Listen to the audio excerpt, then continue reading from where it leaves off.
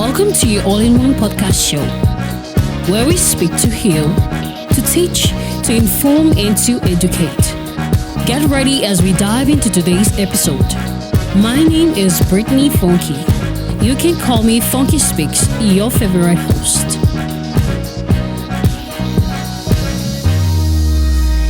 So what's popping, people? Welcome to the All-in-One Podcast Show, where we speak to heal, to teach, to inform, and to educate with Britney Fonki. It's been a wonderful week, and today we are here to dive straight into the ministry. I have someone very special with me. He is a man of God. He's a pastor. He leads a church and also a body of people. Ladies and gentlemen, please help me make welcome Pastor Tantoh Caiphas. Hello, sir.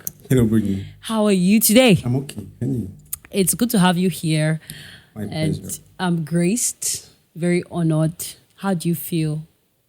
Well, I feel normal. It's a pleasure being here with you. I feel normal as well. How do you do? How do you do? Doing great, excellent, full of life and energy. Exactly. It's then you. So I'm okay. I'm doing great. I'm excellent. Exceeding with grace. I feel like when the podcast show really rides on, you're going to feel more excellent. Sure. When we dive into the message. That's sure. All right. Okay. So today we are taking a step from the social world. Let's get into the ministry. Pastor, well, our topic is being coined ministry and money. Yes, we want to know about the role of money in ministry. You know, this is something many of us shy away from. But then as a man of God, I think there's a lot you have to tell us about that. Exactly. Yes, money and ministry. So what is the role of money in ministry? In fact, when we hear about ministry, how does money come into play? Well, I'll begin by saying this is something a little bit more controversial that everybody will not expect just anybody to talk about it. So, but money is a resource, not just in ministry. In life, money is a resource. And ministry in itself needs money as a resource. When we talk about ministry, what are we talking about? We're talking about the gospel. What is the gospel? We're talking about the person of Jesus Christ. And so anybody in ministry has an objective to reveal Jesus Christ. Now the question is, how does money help you to achieve this objective? That is where money comes in ministry. Like every other resource, money facilitates the preaching of the gospel. For example, there are places the gospel needs to reach. You don't fly to get there. So you need money to facilitate it. You need money to facilitate it. So money is very important in ministry. That is very key because I heard something once. Let me just ask you and address it to you. Some people say ministry is business already. So there's no need to do business. Is it okay for a man of God, as a pastor, to answer the call of God, running a church, to also have a business? Yes. Saying that ministry is business already, I think it's overstating, because if you want to check, like, talking about ministry, we're talking about the gospel. We didn't manufacture the gospel. We didn't fabricate it. It was handed over to us. And we are just errand boys about to hand it to the next generation. Okay. And so to better answer this question, we should look at the hands of the people who handed over the gospel to us. Mm-hmm. How did they do it?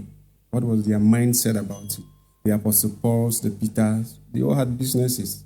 So ministry and business, there is nothing wrong in doing business as a man of God. As a matter of fact, it is advised that as a man of God, you should have a business that is paying off, because ministry will not give you money, should not give you money. Okay, this is really a lot. Please, our audience should digest this. Ministry should not or will not give you money. Yeah. I think, not really I think, what I have heard, what I have also heard people say is that when you are doing ministry and you're running business, you cannot do the ministry proper. Yeah, like you need to be fully dedicated into ministry. So what can you say about that when they say your ministry is already your business? Like you're working in the vineyard. Anyways, there is a lot of balance to be struck there. Yeah. We understand that there is an extent ministry escalates that it won't give you that latitude to indulge in other things. So it's advisable to start business when you're starting up with ministry? Or no, when? I'm just trying to make you know that as a minister of the gospel, you have bills to pay, you have needs, and Because the objective of the gospel is not to make money. You will need money to handle your bills. You also need money to sponsor the ministry. And so it is wise for you to have a business that supports your ministry. Why? Because ministry will not self-suffice itself. Someone who has a calling knows that this calling needs resources, and you must go extra mile to see how you can get resources to push this call. Wow. You see, and if you don't think like that, at the end of the day, you might be missing your goal. You might be missing your objective as far as ministry is concerned. As far as the gospel is concerned, you will find yourself trying to make it about money. That temptation will come in.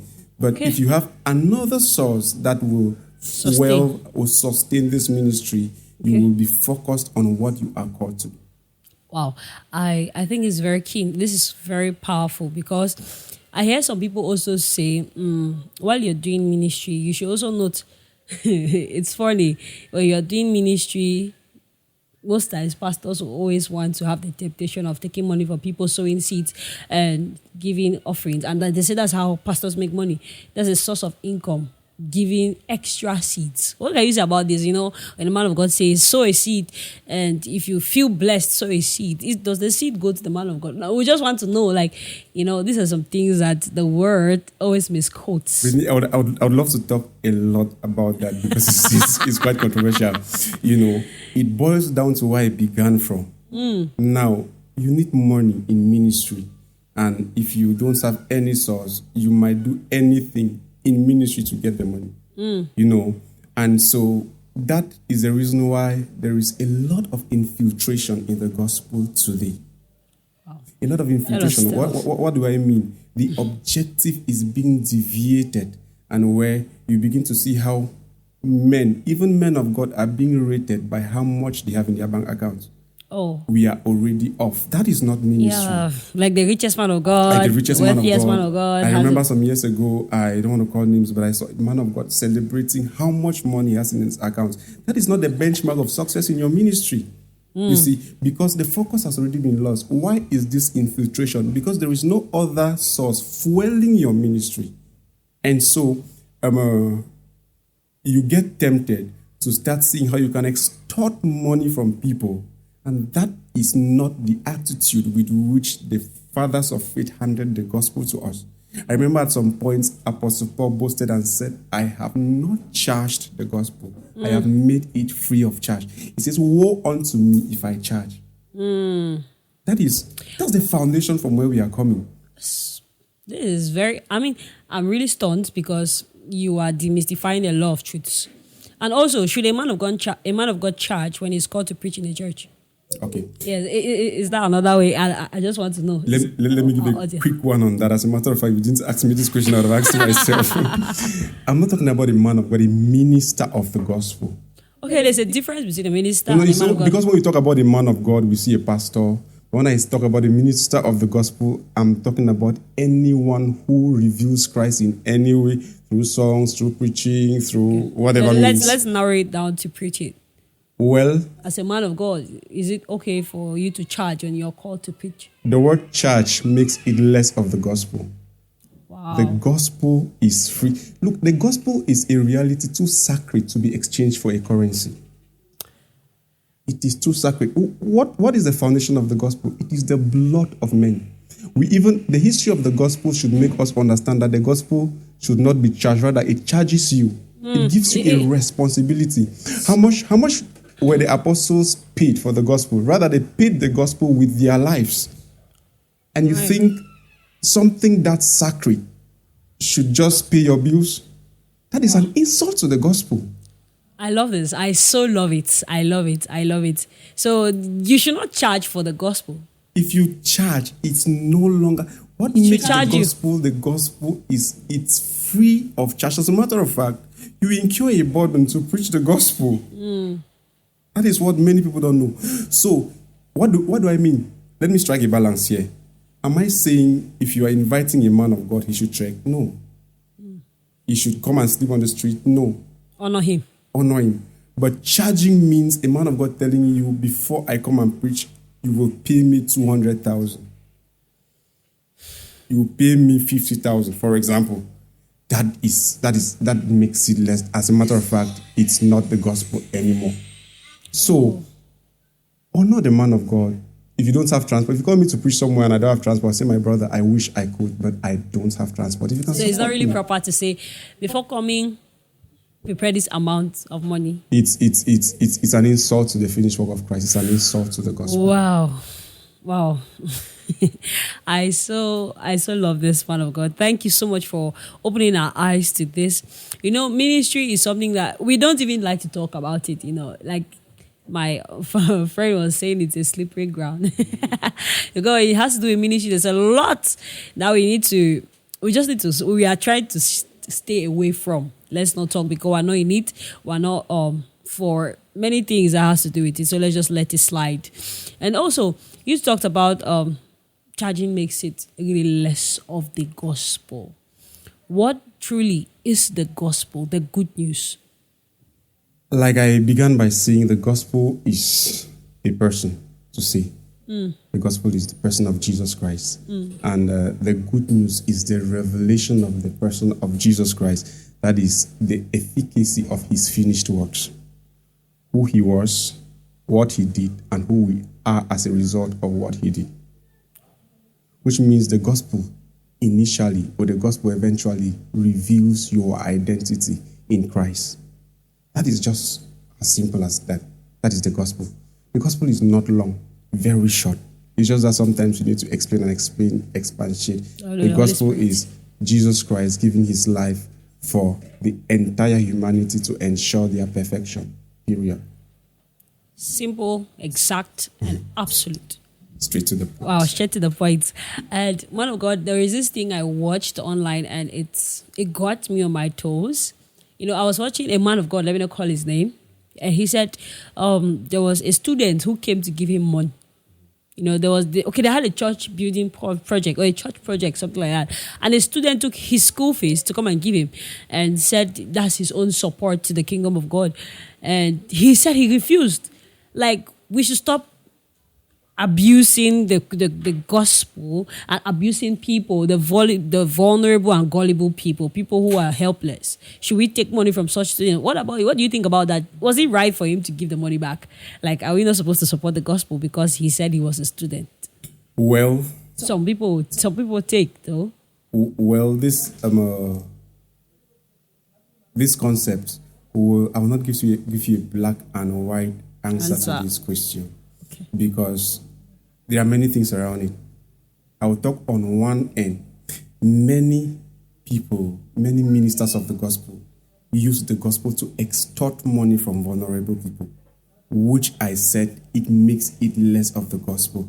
As a matter of fact, the gospel is so sacred that Apostle Paul said anyone who preaches any other thing aside of it should be accursed.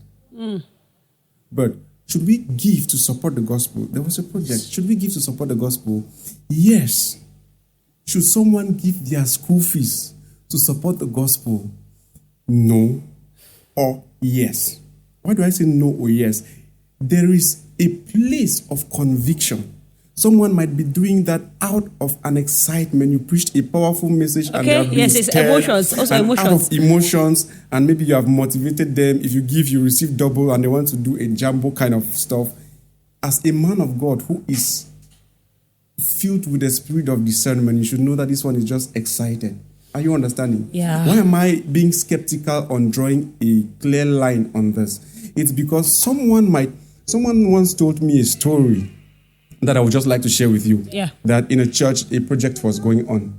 And there was this poor widow who had nothing and decided to remove her ring, a ring that was handed over from generations. So it was something very precious to her. So he handed it. The pastor refused and said, no, I know how important this is to you, but the money is already okay. Just take it back. The woman asked him, say, did I give my ring to you? If all the money is okay, return other people's money, but make sure I am part of this. That is coming from a place of conviction. But if I want to just say, no, this is a poor mass, I should not extort money from, I'm standing on the way of their conviction. So that has a lot to do with your conviction and your discernment. But then on a 90% base, most of those cases are cases of extortion. Come and sow a seed and you'll be blessed. Yeah. It is a promise. No. Give a promise. That is not the gospel. God doesn't bless you because you give him. God is not a poor God. God is not a transactional God.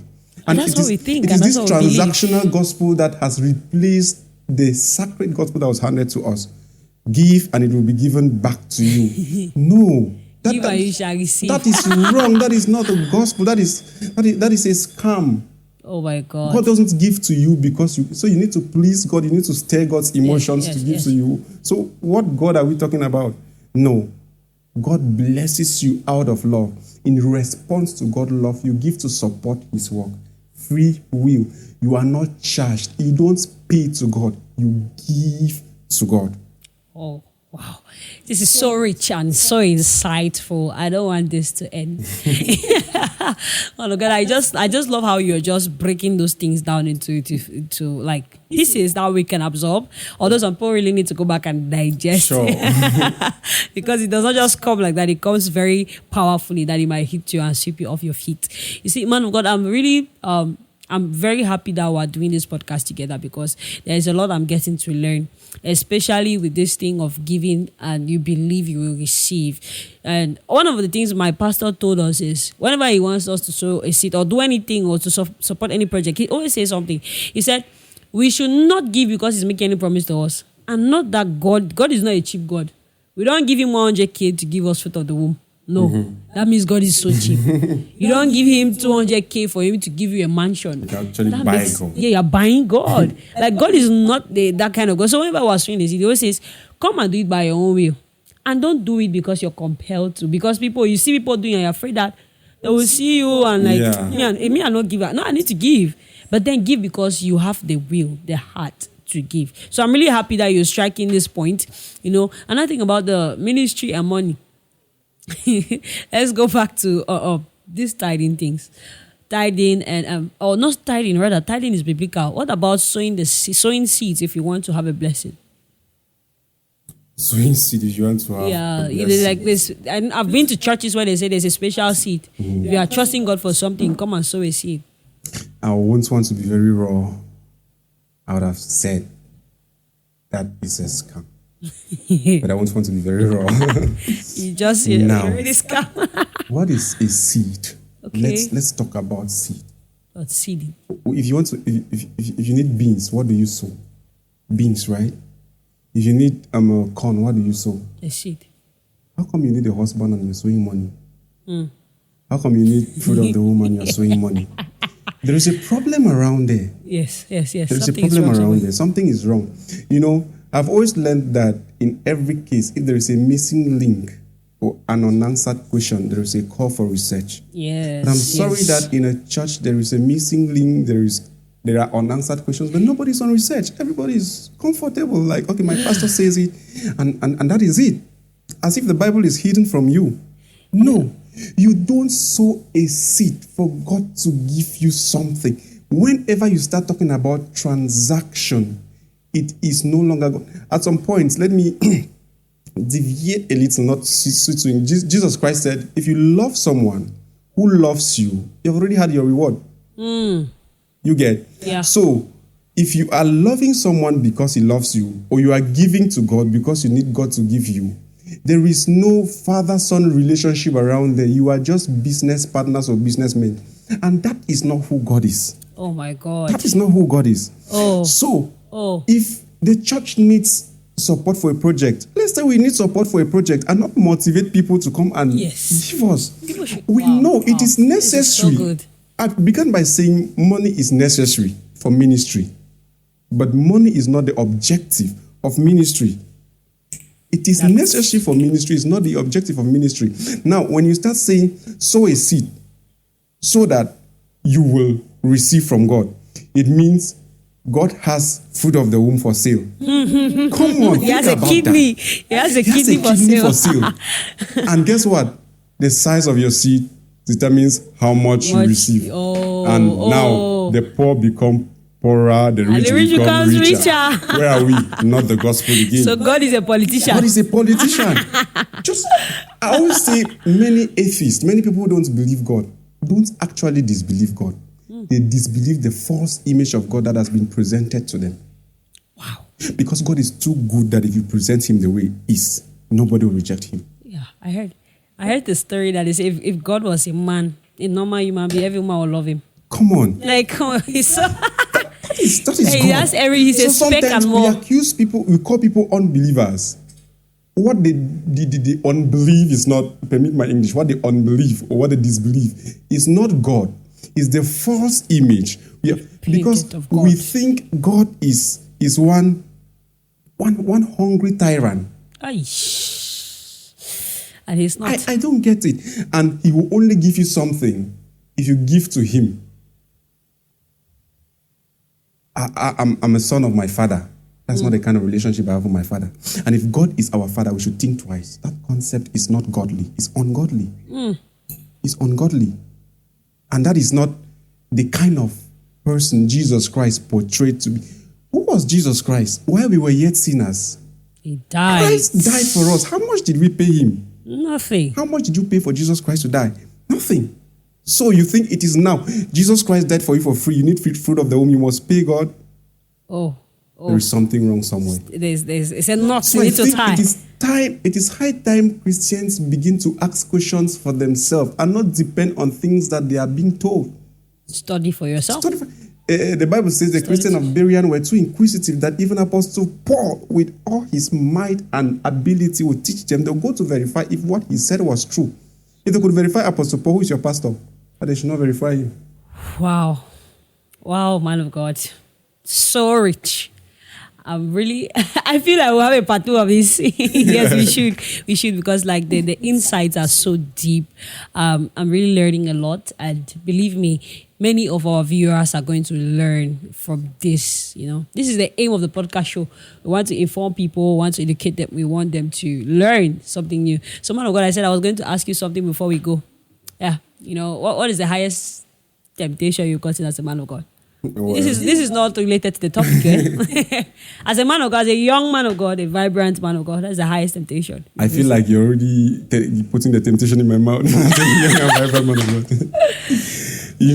In ministry is what relates people to the world. Like that is what the world depends on. It's like the water to the world, and the devil will not be comfortable with someone who is freeing people. You get. So temptation is just the order. If Jesus Christ was tell us what temptation, what kind of thing have used to tempt you that you were like, whoa, oh God, help me. As a man of God, you're on a spotlight like every other person, and so you are exposed to meeting people. As a single man of God, like you said, you're unmarried. Tell us. You need to come across sisters, brothers alike. And you understand? Yes, you understand what I mean? So there is always this quest that many people, especially of the opposite sex, they always want to relate. You understand what I mean? They always want to relate. And so... How did they come? Don't mind it. It's an open podcast. Yeah. We are not limiting you to anything. Now, when you say how did they come? I'm not just. Did they give you food? Did they call you in the night? Like tell us. Like I'm already giving the tips. You have to scratch. I feel like you're a typical church sister. So normally, many of them will bring their issues to you. Like, man of God, I'm going through this. I'm going through this. And as a man of God, you need to bring them a solution. Oh, and then from there you give the solution. Many at times, the problem is not what they are presenting to you. There is a motive behind their problem, and so you must be very discerning to know exactly what the problem is. You must be wise, like a serpent. Decoding the problem from the problem. You get? Wow. And so how you handle it must be very, very, very, very. Man of God, you just took a strategy to escape my question, but it's well, you kept on demystifying and still did not tell us how they did it. But that has been a wonderful time. I think this is why we call it a wrap, man of God. Do you have one or two things to say as we close this particular episode? Well, I want to first of all say thank you for having me today, and I want to say again to our viewers, especially my brothers and sisters who are into ministry in any way, that it is time for us to reveal Christ the way He is. Oh. It is time to take off every infiltration that has plagued the gospel and begin to see Jesus just the way it is. It is time to take away money. It's time to take away fame. It's time to take away popularity and Just speak Jesus. Jesus. In ministry, it's not about being famous. It's about being faithful. It costs me nothing if I am not known by Christ. It's not. So let me die so that Christ will be revealed. Wow, it's So not let about us being die. famous, but it's about being faithful. That's a take home to all our viewers, all our listeners on all our platforms. Thank you all for joining us on today's episode. This is episode 11. And trust me, we are going to keep coming up with a lot more. So stay tuned. I'm Britney Fonki and I've been your host. You can call me Fonki Speaks. Bye. We hope you learned something new that will help you at one point in life. Please do us a favor by sharing this episode with your friends and follow us on all social media platforms as Britney Fonki. From us to you. See you in the next episode. Bye.